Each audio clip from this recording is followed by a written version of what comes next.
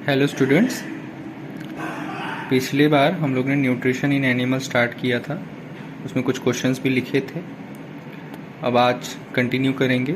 सबसे पहले है which compartments are included in human alimentary canal. तो न्यूट्रिशन इन एनिमल्स की बात करें तो वो डाइजेशन इंक्लूड करता है। तो डाइजेशन के लिए उसके पास डाइजेस्टिव सिस्टम होता है।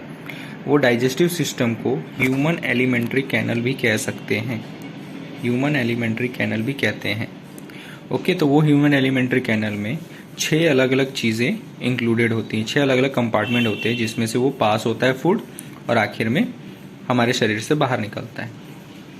तो कौन कौन से? तो बकल कैविटी, फूड पाइप जिसको ओएसोफेगस भी कहते हैं, फिर आता है स्टमक, फिर स्मॉल इंटेस्टाइन, फिर लार्ज इंटेस्टाइन, फिर आखिर में आता है एनस जिसके थ्रू वेस्ट मटेरियल जो हमारे बॉडी में है वो सारे बाहर निकल जाते हैं। तो ये पहला क्वेश्चन है, इसका स्क्रीनशॉट ले लो अभी और इसको तुमको अपने नोटबुक में लिखना है। क्वेश्चन ब्लैक और आंसर ब्लू से। ले लिया स्क्रीनशॉट? अब next, what helps in the digestion of food components. अब फूड का डाइजेशन करना है तो उसके लिए क्या रिक्वायर्ड है? तो हमारे ही बॉडी में जो इंटेस्टाइन की बात, डाइजेस्टिव सिस्टम की बात की, उसमें इनर वॉल, स्टमक के इनर वॉल पे और स्मॉल इंटेस्टाइन के इनर वॉल मतलब आजू बाजू में कुछ ग्लैंड्स होते हैं। ग्लैंड्स एक तरीके से कुछ जूस कलेक्ट करके रखते हैं जो जैसे ही फूड एंटर होता है तो वो सारे जूस वो सीक्रेट करते हैं। और वो जूस जैसे कि सलाइवरी ग्लैंड सलाइवा सीक्रेट करता है, लीवर होता है, पेंक्रियाज होते हैं, ये सब कुछ डाइजेस्टिव जूस सीक्रेट करते हैं। अब ये सारे के सारे डाइजेस्टिव जूस वो क्या करते हैं, कॉम्प्लेक्स सब्सटेंस को, जो फूड है जिसका वो कॉम्प्लेक्स फॉर्म में होता है, उसको सिंपलर फॉर्म में कन्वर्ट कर देता है और उसको फिर हमारी बॉडी एब्जॉर्ब कर लेती है।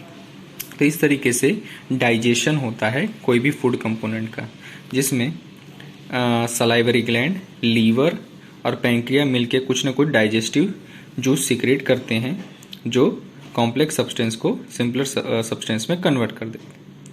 इसका भी स्क्रीनशॉट ले लो और ये भी तुमको अपने नोटबुक में लिखना है। उसके बाद इजेक्शन क्या है? What is ejection? तो जो प्रोसेस होता है जिसमें हम लोग खाना अपनी बॉडी में एंटर करवाते हैं तो उस प्रोसेस को कहते हैं ejection. The process of taking food into the body is called ejection. इसका भी स्क्रीनशॉट ले लो। नेक्स्ट है, एक टेबल बनाना है तुमको जो डिस्क्राइब करता है कि नंबर और टाइप ऑफ टीथ। अब टीथ की बात करें तो हमको पता है वो काफ़ी मदद च्यू करने में या फिर और फूड को स्मॉल पार्टिकल्स में कन्वर्ट करने के लिए यूज़फुल होता है।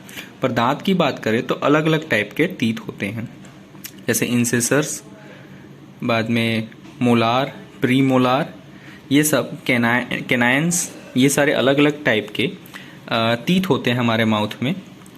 ये अलग अलग ग्रुप में डिवाइड किए गए हैं। ओके, तो कुछ जो होते हैं वो कटिंग के लिए, कुछ बाइटिंग के लिए, कुछ प्रिक करने के लिए किसी मसल्स में, किसी मसल्स को फाड़ने के लिए, टीयर करने के लिए, तो च्यू करने के लिए, ग्राइंड करने के लिए अलग अलग टाइप्स ऑफ टीथ होते हैं जिनका हम लोग यूज़ करते हैं। ये इसका आंसर जो है, जो टेबल है, वो तुम्हारे टेक्स्ट बुक में टेबल 2.2 में है। ये टेबल तुम लोग देख सकते हो।